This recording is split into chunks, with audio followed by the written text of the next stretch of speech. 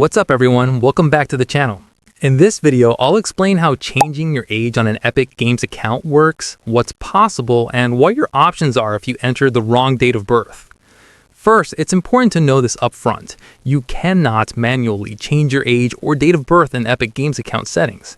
Once your birthday is entered during account creation, Epic locks it in place.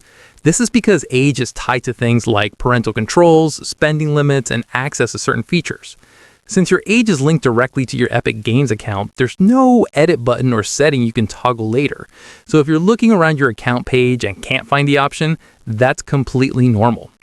However, if you made a genuine mistake, there is still one possible path forward. The only way to request a change is by contacting Epic Games Support.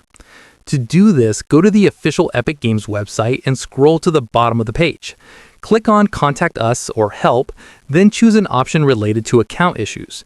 When you submit your request, clearly explain that the date of birth was entered incorrectly and provide the correct date of birth. Make sure you're logged into the Epic Games account you're asking about and be ready to confirm ownership of the account.